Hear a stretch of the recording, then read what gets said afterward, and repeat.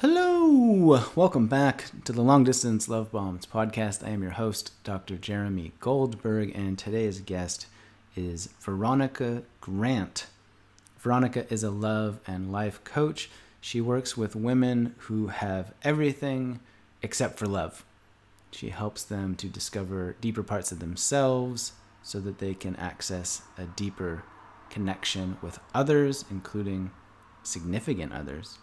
And in this conversation, we talk about why we choose to date unavailable people, what emotional availability actually means. We talk about dating in a pandemic world. We talk about rejection and resiliency to rejection. We talk about how early childhood experiences influence the way that we show up in the world around us. It's a good, fun conversation, and it starts off in perhaps the most random way possible, with me talking about Batman. So, without further ado, you can enjoy this conversation with Veronica Grant. Veronica Grant is her name. You can enjoy this conversation with Veronica Grant.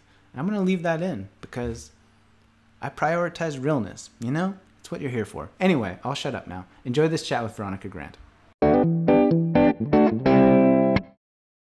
Zoom has that new update where it makes... I hate it so much. It's like the creepiest way to get consent. It's like this robotic, demonic, like, this meeting is being recorded. It's like... I hate it so much. Oh, anyway. I don't like the pop-up box, but the voices. Oh.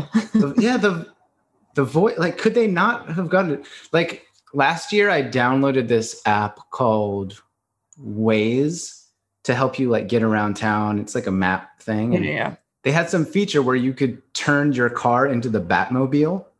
And so obviously I selected that. And what I didn't realize was that the voice that gives you directions is like Batman. And he talks in expressions that Batman would use. So like this is a complete tangent to start the podcast. So thank you for your patience, even though we've never really met. But so like you would start a trip and you'd enter your destination and it would find it and you'd push go to start traveling. And it would say things like, locked and loaded, let's go find the Joker. And like, anyway, like, could they not have found Batman or someone cooler to do the Zoom consent reading is my point. Veronica Grant, welcome to the podcast. How are you? Thanks for having me. I'm excited to be here. So for those who have never heard of Veronica Grant, don't know who you are, what you do, like, what's your deal? How do you describe yourself? Who are you? It's a loaded question to start off with. I always like oscillate between, okay, do I just answer that by telling people what I do, or do I answer that by, going a layer deeper? I always try to, dance in between. Let's do both. So I am a love coach for women who have it all except that one thing, meaning love in this case. And I mean, I guess really a big part of my work is, I think, really my purpose for being, here on planet Earth. Relationships, and particularly romantic relationships, it's not something that I was just born out of the womb being really good at, or at least with my upbringing, it was not something that I learned or became good at. And so it really became just kind of like this thing that was tied up in some core wounding, some soul lessons, maybe like, Dharma that I've really have just used as a way to connect with myself. And then that's, then my work that I do with clients in my business is very much an extension of that. So you did a bunch of deep dive into your own personal roller coaster past and learned a bunch of stuff and then used that as a foundation to teach from. Yeah. So I thought my core wounding was all tied up in body image, food. I grew up in a family where the women constantly commented on my body, my sister's body, celebrities' bodies, their own bodies, each other's bodies. And so it just became like this very I went on my first diet, I think when I was, how old are you in sixth grade? Like 10 or 11 or so. That was the first time I was like, oh, I need to lose weight and start counting calories.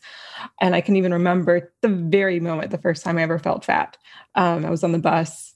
I was like, I think it might have been right after Christmas break, but I just remember being on the bus and feeling like, oh, I can feel my pants like squeezing my belly, and automatically knowing what to do just because I had heard the women in my family talking about this kind of stuff just freaking constantly. And that became the way in which I got attention from them, approval, like, oh, Veronica's looking skinny, Veronica's looking good. That just feels like, it was attention. So it feels like love. It's very easy to get that confused, especially when you don't know otherwise, when you're like 10 years old or whatever. And so that translated to, oh, I can get this guy or get into that relationship or get this if I look a certain way. And I never unlearned that until well into my late 20s. And so I began really with wanting to heal dieting, heal my relationship with my body. I just honestly became exhausted of the whole charade. I mean, I would count my calories when I had, back when I had a corporate job. And, if I knew that I was going to go get happy hour with my friends after work, but I had already used my calorie allotment for the day, I'm like, well, crap, I have to eat dinner. And now I also want a glass of wine, to go out with my friends. I would close my office door and literally do jumping jacks to quote unquote earn my calories for the rest of the day. And so long story, I guess I can really get into it. Long story short, I ended up quitting that job because I got offered a job on the Obama campaign, which is what I really wanted to do. I really wanted to get into politics. And so I couldn't say no, even though it was like literally half my salary. And so I joined the Obama campaign. Working on any kind of campaign is just, it's your life. I mean, we're talking like probably about 7 a.m. to 11 p.m., 7 days a week. You might have Sunday mornings off. And that's pretty much my life. So obviously was not able to count the way I used to. And then after the campaign ended, I thought, oh, I would just need like a good weekend to sleep it off. And then I'll be back to normal, energy back to normal. And that was the first time I really learned about like energy and just sheer exhaustion. And so I just didn't have time, or I didn't have the energy just to go back into counting like that. And so at the same time, I was laying on my mom's couch because at this point I was unemployed because the Obama campaign had ended, didn't get a job in the White House. And so I was laying on the couch looking for jobs, and I was also scrolling Instagram. And this was back on Instagram's early days when everyone was posting pictures of their food. And so I had this friend, and she was a vegan. And so she had this vegan blog. She was like the first person that I knew that was like blogging and posting and whatever. So I was following this, and I was like, wow, this food looks so good. And I love that she loves the food, and she loves eating it. She loves talking about it. She loves making it. She loves everything about it. And I was just like, that's how I want to relate to food. So therefore, I must be a vegan if I want to relate to food like that. And so I became a vegan. Now, I had been vegetarian on and off my whole life. So being a vegan wasn't like the farthest, jump from where I had been previously. And so, yeah, I became a vegan. And it really did help me transform my relationship with food, because I would look up these vegan recipes. I love trying to find the most meatiest kind of food, like, like a Philly cheesesteak. I'm like, how can I veganize this and make it taste good? Like I just love doing that. It was so fun. And so became a vegan, really helped me change my relationship to food. This inspired me to be a health coach. At this point, I already been teaching yoga on and off. I wanted to get more into that. I've been teaching fitness classes on and off, wanted to get more into that. And so I was like, yeah, health coaching certification seems to make sense to kind of wrap this whole thing up, and I can just, this is what my life's going to be. And so I started my business, got into it, and I was like, wow, I really, really hate talking about food and this kind of stuff all the time. It just got boring. And at the same time, I couldn't eat my favorite food, which was sushi. I love sushi. And I mean, I know there's vegan sushi, but it's just really not the same. And so I would have this like feeling where I could just like feel or hear the sushi calling my name, like, you want me, Veronica, and I'm like, oh my God, this is like back in the day when I used to diet, I could hear the cookies or the chips and salsa calling my names. I'm like, okay, so I think being a vegan has run its course, it's served its purpose, and now, it's time to move on from that. So anyways, so not a vegan anymore, but it definitely was the bridge to help me kind of heal some of the stuff. And so back to my business, that was kind of a tangent, but back to my business, I, was talking about relationship with food, relationship with body, and was bored by it. business wasn't really working. I think I'd gotten like one client in like 6 months. So not going very well. Most of my business at that point was teaching mostly private yoga, really. And so then I was working with a coach, and she kind of branded herself as a life and business coach. And so we were unpacking a lot of my own stuff. And that's when it really became clear to me that my relationship with food really was very much tied to my relationship with romantic relationships, with sex, and with men. And once I was able to see that connection, that really helped me in my, at that point, current relationship with my boyfriend. But then it also really helped me just get just a lot of clarity on what I needed to do myself to heal, but then what I really wanted to help other people do as well. And so, so that's kind of how I got into this field in a very roundabout way. Yeah, I love it. I have a follow-up question. Yeah. You said that unpacking your relationship to food also made you realize that it was connected to your sex life, your love life, your relationships. What do you mean by that? Can you expand on that?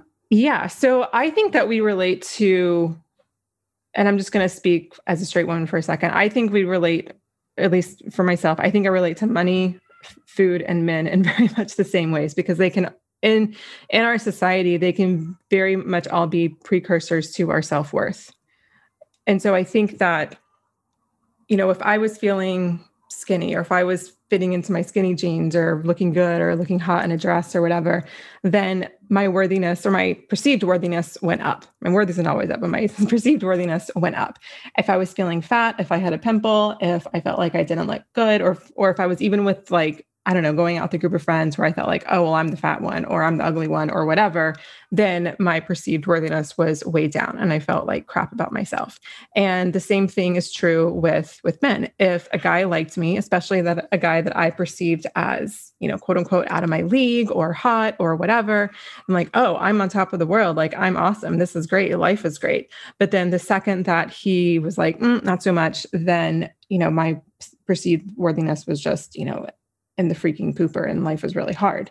And so I think that I was using food and men in very much the same ways. It was just it's somewhere between like a lever and like a thermostat as to like how good I wanted to feel. Like I could control how I felt about myself if I was controlling the amount of food that I was eating, so that I was, in my skinny days, and then I would feel good. Right. And then same thing, if I wanted to control how I was feeling in my love life or my social life, then I could go out and try to, get a boyfriend or whatever. It wasn't so much about like one night stands for me. Like I've always been very much like the relationship type. Like I was dreaming about my future husband when I was like 10 years old. I don't know why, but really, really young. Like I always wanted to be, actually, I do have some pretty good reasons. We can get into that later on. I think I know why I was doing that. But I think, and I think money really is the same way as well. Like, oh, I can feel good about myself if I have this really successful career, if I make a lot of money, if I get all these clients, or blah, blah, blah. And so what happened is I just kept transferring the place I was outsourcing my worthiness to. And then I had to just, at some point, turn it back on myself. I'm like, okay, I can keep like, quote unquote, healing my relationship with food, or healing my relationship with, men or whatever. But if I didn't look at like what the actual root was, rather than the manifestation of the problem, then I was just going to keep, transferring it to another area of my life. Yeah. It sounds like the money, food, relationship situation was a symptom of a deeper core cause, which was your perceived self-worth, right? And it sounds also like how to get it. Yeah. And so it sounds like the way that you were trying to obtain self-worth or self-love, let's say, was based on external circumstances, such as a number on a scale, a number in a bank account, love from somebody that you thought was good, compliments, praise, etc. Right? 100%. And so then you were trying to control those things that were feeding you internally. So it was like it's about control, right? 100%. Okay. Absolutely. All right. So did we cover that sufficiently? So. Okay. So then how then did you take that information or that place in life and then start to dive into the work that you're doing now? So I had a actually, I had two really, really bad breakups right in a row, just boom, boom, like same thing. It was almost the exact same situation in both relationships. And so the first relationship, I was like, that sucks. Second relationship, I'm like, what the heck's going on? And so that's the first time I worked with someone on this. And I forget what she called herself. I think she was like a spiritual counselor of some sort. I was living abroad at the time. And in our first session, she kept asking me about my upbringing and about my family life and what my relationship was like with my mom and my dad and my sister. And I was like, why is she talking to me about this? Like, I don't understand. And so I forget exactly what I told her. I mean, I can remember a few things I told her, but I don't remember exactly what prompted this comment that she said. And the comment was, oh, so your family wasn't very emotionally available. It wasn't a very close family. And I was like, I was a little taken aback and I was like, oh yeah. I think you're absolutely right. And, when we're growing up, we know what what's going on in the four walls of our house, but you have no reason to believe that all families aren't like that. When I'm 10 years old and like our family doesn't really talk at dinner except for maybe logistics for the next day. And then the rest of the time you just hear like forks clinking. It's like, how do I know that not every family is like that, when you're a kid? And so that's really what made me realize like, oh, like I didn't really learn there's lots of issues with growing up and, look, we all have our issues and no family or no parenting or whatever is perfect. But ultimately my family, there was no sense of boundaries. There was no sense of, emotional closeness because of the no boundaries. It wasn't safe to say what you needed, ask for what you wanted, say your opinion or whatever, because that could set somebody off. And that's, again, the lack of boundaries. And then, I see my mom and the other women in my family just constantly being obsessed with what they look like as if that's like the purpose of, life and the end all be all. So I didn't know how to emotionally connect with people in a really deep or meaningful way, and including myself. And I think that I don't know if everyone's wired like this, if this is just something that like I'm wired to, but like I had this deep yearning to connect. I had this journal when I was growing up. It was like this little brown leather bound journal. And I would collect all of these inspirational quotes that they would say in like movies and TV shows. I wrote with my little sparkly gel pen and I painted stars in my bedroom growing up. And I had like little stars that had like quotes around like the stars, like shoot for the moon, land among the stars, that kind of stuff. But I just love this idea of like connecting to something bigger, greater, more like self-discovery, except that like, I didn't know how to, how to do that. And so I think that's really what created a lot of my wounding and not really being able to connect with men in the way that I wanted to connect with them. And the only way I knew how, I'm like, well, I guess I can have them think I'm hot. And when that's like an adult situation, that means like sex, potentially without the emotional intimacy. But I had a lack of understanding that physical intimacy doesn't equal emotional intimacy. And so that just created like all these messes over and over and over again in my 20s until I was able to see like, oh, I didn't learn from a young age how to develop this emotional availability to myself and to others. And that really is what sprung off, the work that I do now, which is inner child work. Mm. And so one of the topics that we were going to discuss was why, quote unquote, why do I attract emotionally unavailable people? Right. Or I've heard it described by clients as like, why do I only date assholes? Right. And so it sounds like this is a good place to drop that in there as it relates to what you've just described from your own childhood and having the epiphanies that you did about what was going on, what you were taught, how you learned to love, how you learned to connect, etc. Anything to say about that? I mean, I imagine you have a bunch of stuff to say about that. I have a lot to say about that. So I always say, if you have like one certain kind of like one relationship where it was just really shitty or just really crappy, but it was kind of just like a one-time thing, I kind of say, you know what, shit happens. I'm not saying like it's good, not saying it doesn't hurt, not saying there's not something to learn from it, but shit happens. I'm once you start attracting like the same person but with a different face or the same kind of relationship with a different person every time, that's when I'm like, okay, that's when we need to kind of get curious and see what's going on here. So, I just want to preface this with saying that I think we have to take self-responsibility, but I also don't think we want to blame ourselves for bad things happening to ourselves either. So I think there's, I think on some respects it's a gray area. Some respects, like, it's definitely a black and white situation, and where someone did not cause something bad to happen to themselves. But I think in terms of what we're talking about, if you have a lack of ability to be vulnerable with yourself and deeply connect with yourself and trust yourself and sit with your feelings and all of those kind of things, then you're going to have a really hard time letting someone else in. So one of two things are going to likely happen.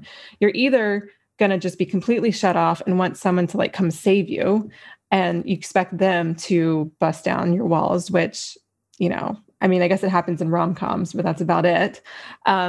Or you're not going to have any discernment and you're just going to let everybody in because you so desperately want to be loved and to be, have that security of a relationship. That was more of my situation.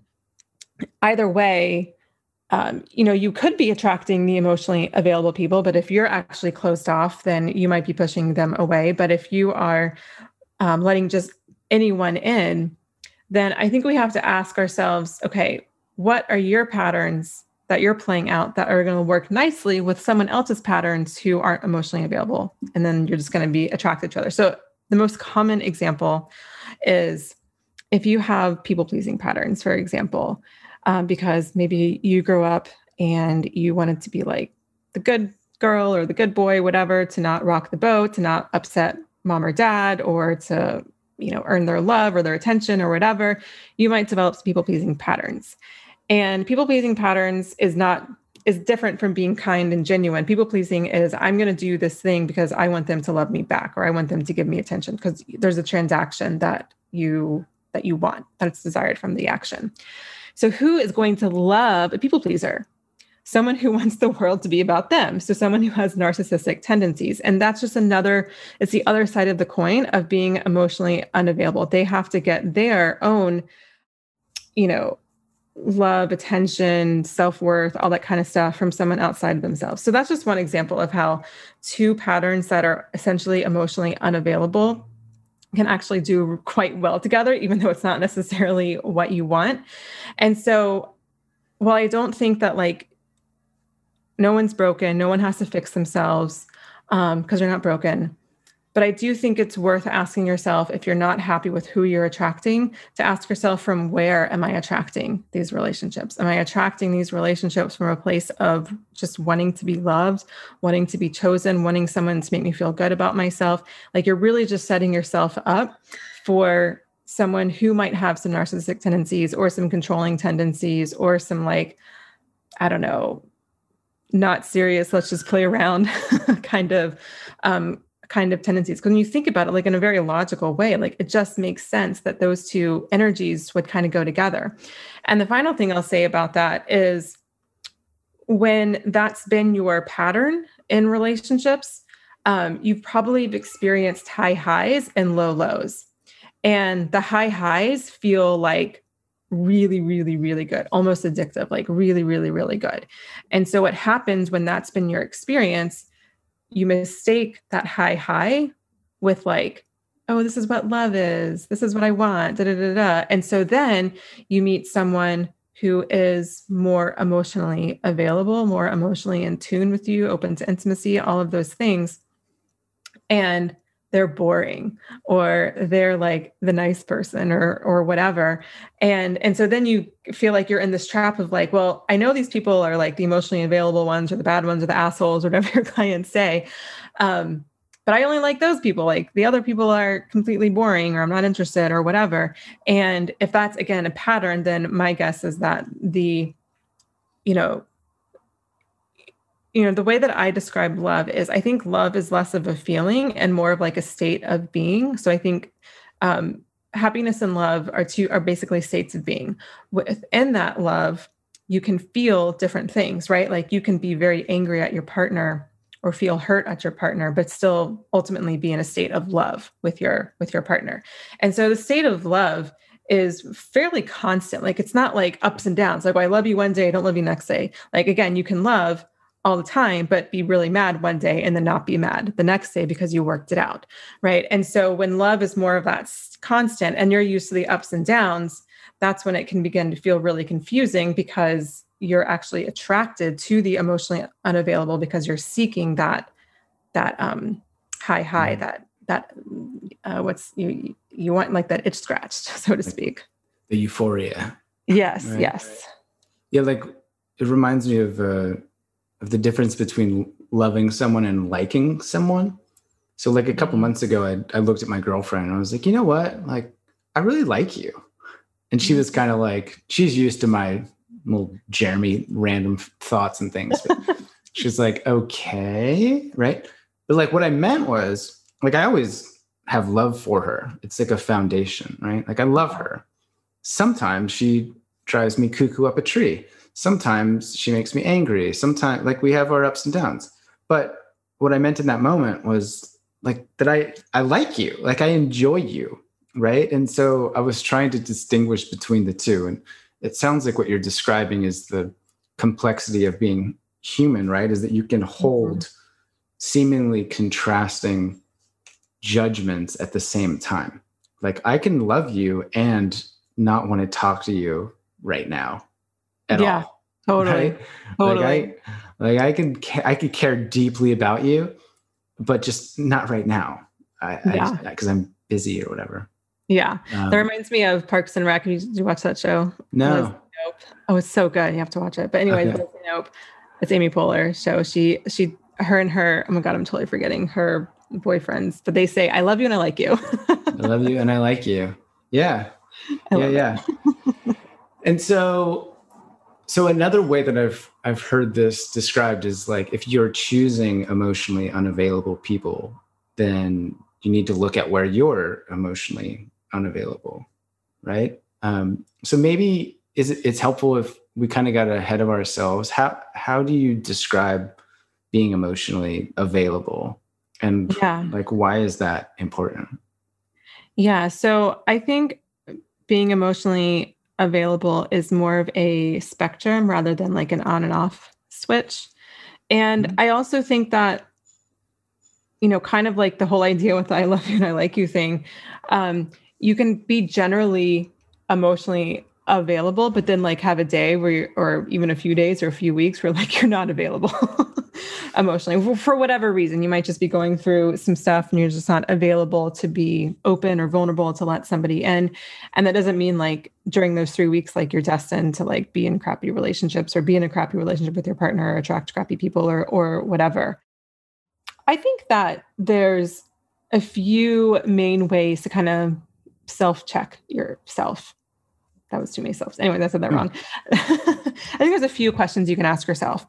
So I think the first question is looking at your, what I call rejection resilience versus avoiding rejection, becoming rejection avoidant. So being rejection avoidant is actually emotionally unavailable, because part of being in a relationship or part of dating, you might experience rejection, and that's just part of the deal, right? If you want to be in those two spaces, one of those two spaces, then you have to be willing to be rejected. So being rejection avoidant is basically like not really asking for what you need, or not really saying what you feel or what you think, or sharing something with someone out of fear of rejection. Being rejection resilient is, doing the scary thing. So asking the person on the next date, or sharing what you feel or what you want, or that you want to become official or whatever it is, knowing full and well that you definitely could be rejected. You're going out on a limb, And if you were to get rejected, sure, it would hurt. You would be sad, but it wouldn't erode your worthiness. So when it's like, oh, this really hurts, like I just need to take a minute or take a day or a week or whatever, a month, and just let this, ride through these emotions, that's being rejection resilient. If it's more of like, oh my gosh, why me? No one likes me. I'm always going to be single. Da, da, da, when it's kind of going into more of that kind of self-talk, then it's really eating at your worthiness. I wouldn't say that's rejection avoidant because you got rejected, but it's more of it's just eating away at the self-worth. And when rejection can hurt without it affecting the self-worth, to any large degree, I think that's a sign of being emotionally available. And I think alongside of that, I think it's helpful to look at how and if you're being triggered. So the way I define being triggered is when your reaction is greater than the thing that actually happened. So for example, if you're with somebody for 6 months, a year, whatever, and you break up, especially if you're out of the blue or they break up with you, like I would expect you to feel really sad, devastated, a little blindsided. All of that would be very par for the course. You might need to take some time for yourself, clear your socials calendar, maybe not go to work for a few days, take a mental health day, all that kind of stuff. Very normal. If you go on 1 date, 2 dates, even just date someone for a few weeks and they break up with you and you have a very similar kind of reaction, then my guess is that that breakup is bumping up against something deeper. So it's not really the breakup or the person leaving you because you didn't even really know the person. Like it's not really about them. It's about something else. And for me, that's always a sign like, okay, there's probably something else going on here, which means that whatever that thing that this situation is getting bumped up against, it's probably really not going to allow you to be as open as you probably want to be to attract the kind of relationship that you're looking for. So I think those are my two biggest things. And, of course, like, I think when people think about being emotionally available, I think they always think of vulnerability. And that's kind of like one of those things of like, people say, oh, you have to love yourself first before you can love someone. And it's like, okay, well, what does loving myself mean? Like, what does that actually look like? And, so yeah, it's true. You have to be vulnerable. That's one sign of being emotionally available, but I know that can be like, well, what the heck does that actually mean? I don't think being vulnerable necessarily means like, okay, I'm another pop culture reference. I'm like really obsessed with The Bachelor. It's like my guilty pleasure or whatever. It's a dumb thing, but you can actually learn so much about it. It's fascinating. And for the Bachelor, like being vulnerable is about like sharing like your deepest, darkest secret, or like your past or some horrible, devastating breakup or whatever.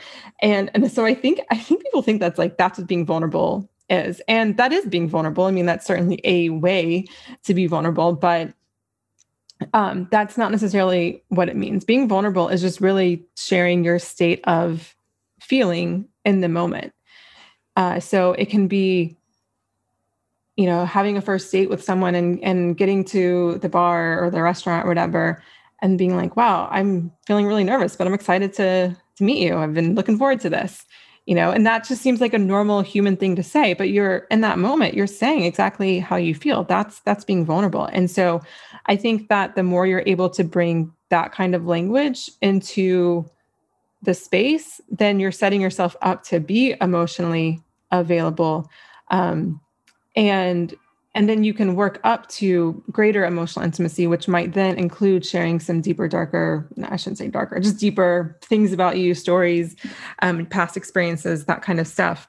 So those are 3 benchmarks that I'm always going to look at when I'm asking myself or clients, if they're being emotionally available. Yeah, I love the rejection resilience phrase and kind of wish that I wrote that. And I haven't heard it put together in that way before. When you talk about connection and vulnerability, we like in the space, in the world, tend to focus on those things. Like just be authentic, keep your chin up, be vulnerable, whatever.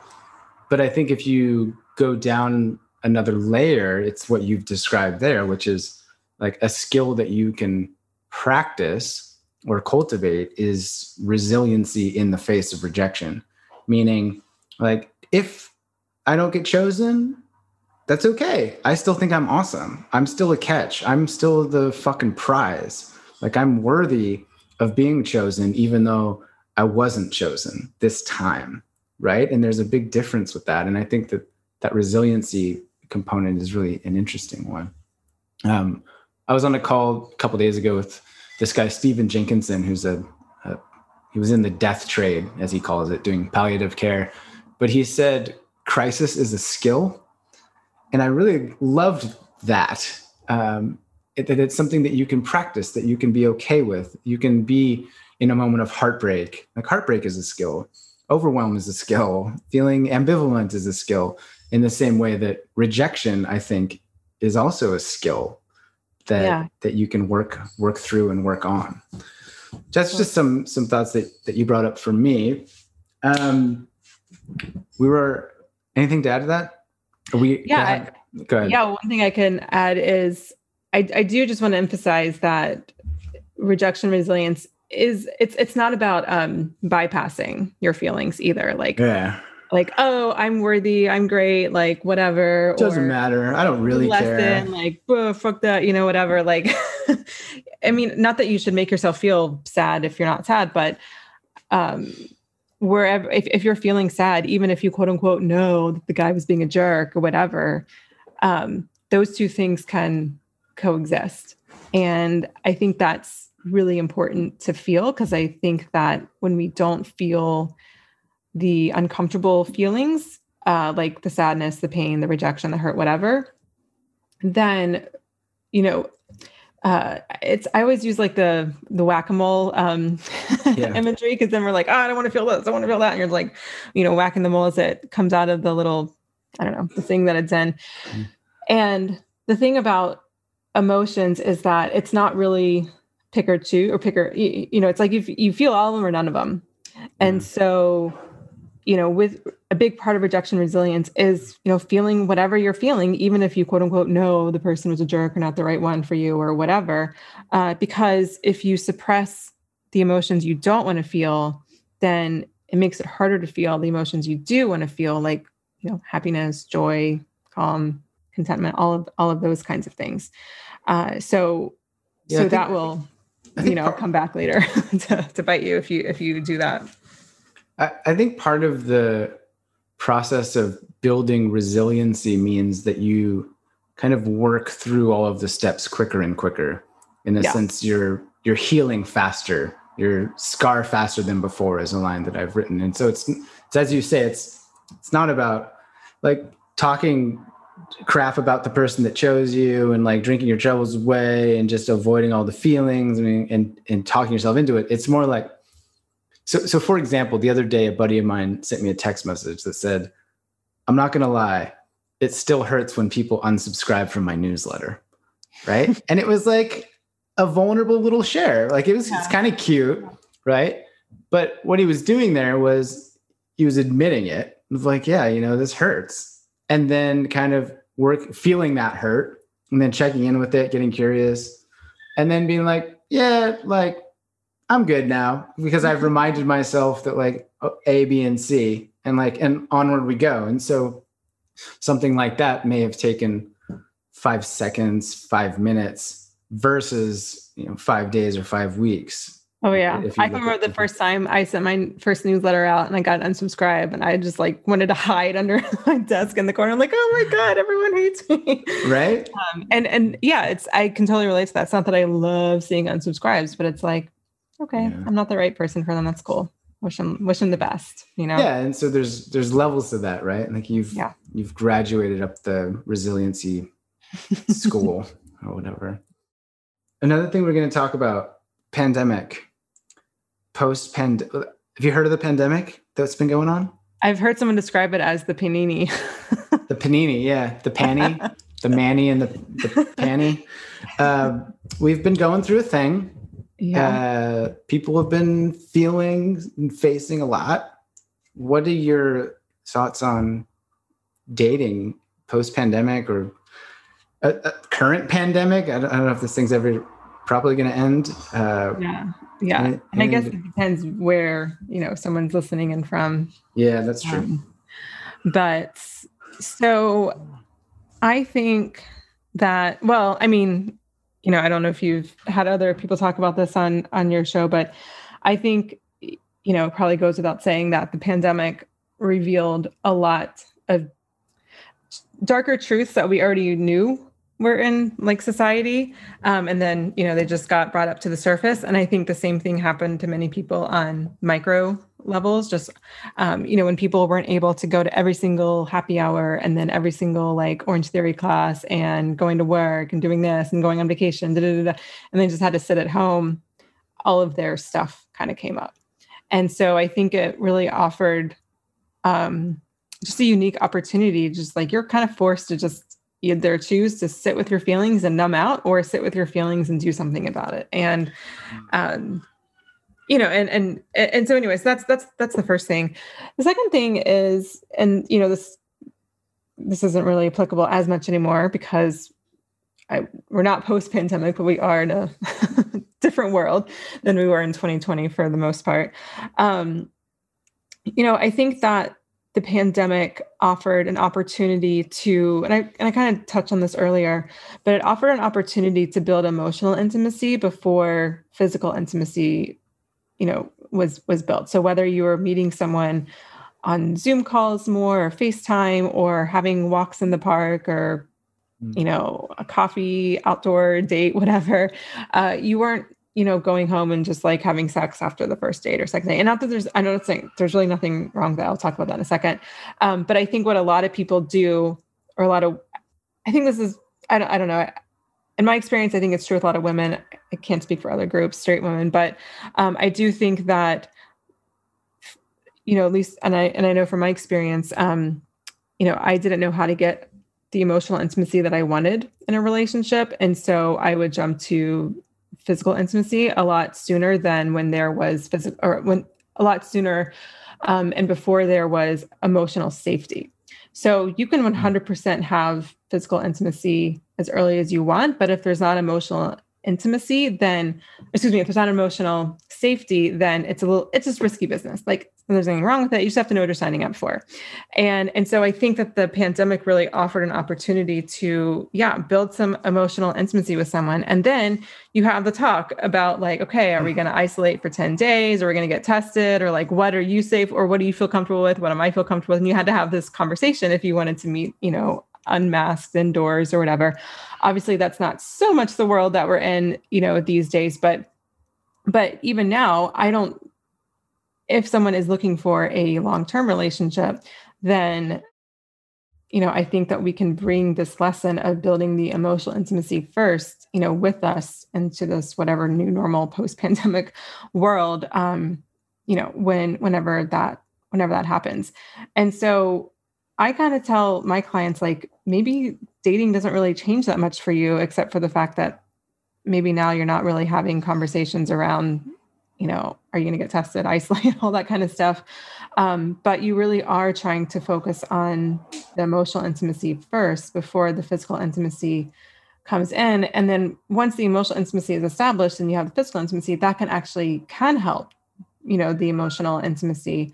And so it kind of forces you to be more emotionally available because you're just getting, I don't know, you're just forcing yourselves to like talk to each other and get to know each other. And how would you deal with conflict and what do you want and what are your interests and your goals and how do you grow? Like, what does your personal or spiritual development look like? And I don't know. I think it's an opportunity. It's definitely an opportunity or an invitation for sure. Yeah. So it sounds like what I was hearing is it's a chance to get to know the person first before their body, let's say. Yeah. And it's a chance to practice vulnerability. It's a chance to practice speaking your boundaries in terms of what feels safe and what feels comfortable for you. And perhaps, I don't think it was stated, but a chance to go a little bit slower than you might otherwise have gone, right? Just you've got some time on your hands, so why not rush into something? Yeah, and it's funny. I have a friend who she ended up marrying this guy, but this is like way before a pandemic. Like this was, I don't know, 2008 or 9, or I don't even know. It was a long time ago, but she had like reconnected with this guy that she knew from childhood. And so they didn't see each other in like, I don't know, 20, 30 years or something. And they would, I guess back then everyone was Skyping. So they would Skype chat like every day for like a year. And I think, I don't know the exact timeline, but I mean, ultimately she moved over to Switzerland where he lived. But they had this beautiful online relationship for a year before, they were really in the same physical room. I'm not saying everyone has to like FaceTime with their Tinder match for a year, but I think what happens a lot, and I don't think this is unique to the pandemic, is a lot of times we focus on what we can't do. Like, oh, well, I can't date because of the pandemic. There's no parties, or I can't go to this, or I can't do that because of the pandemic. And it's like, yeah, like, look, my head's not sticking in the sand. Like, I know that there are things that aren't happening anymore. Life is not normal, even now in June 2020 when we're recording this. But that doesn't mean there's not a lot of things that you can do. And I just think that's a really important mindset to have just in general. Like, yeah, there might be some limitations because, maybe you're a single parent, maybe, you live really far, you live in a rural place, or maybe there's all these other things, all these things that we tell ourselves, oh, I can't do this because I can't do this because of the pandemic. I can't do this because I'm fat. I can't do this because whatever. And it's like, well, what can you do? And I think that, and it doesn't have to be like 10 million things. It can just be like 1 or 2 things. So I can find someone online that is willing to do, some FaceTime chats before we actually see each other. And then I know the responses, at least I know what my audience would say, like, oh, well, no one wants the video chat. I'm like, great. That's a great weeding out tool then. Perfect. If someone's not willing to get on video with you, then like they are not interested in a long-term relationship. So the sooner you know that, the better. Anyways, I went on a few different tangents there, a few different thoughts, but that's good. Veronica Grant, where can people find you on the internet?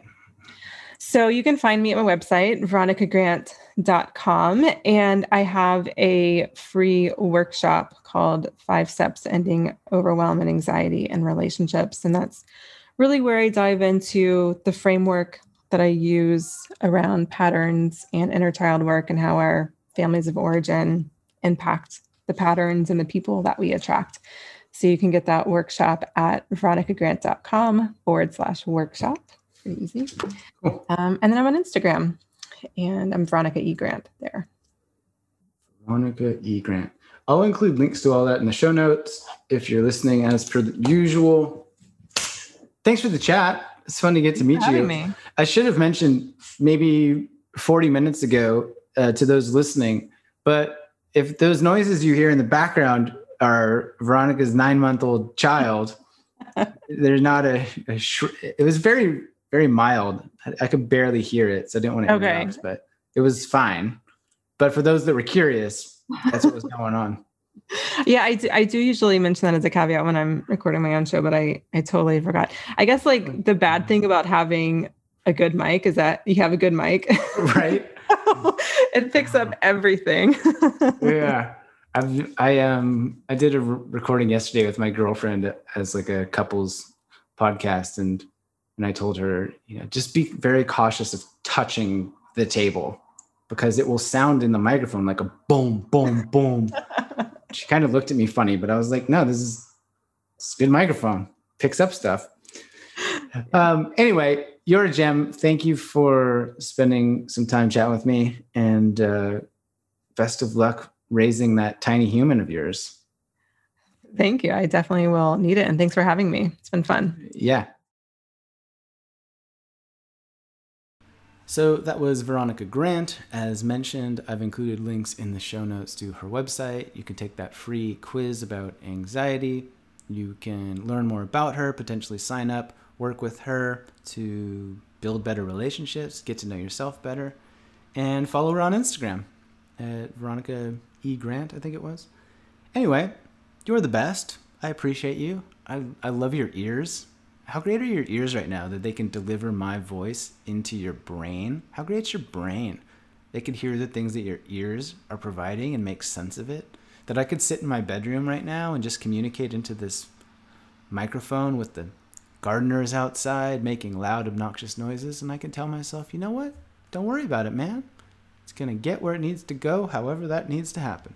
Anyway, enjoy the rest of your day. Keep smiling, keep breathing, and I will talk to you soon.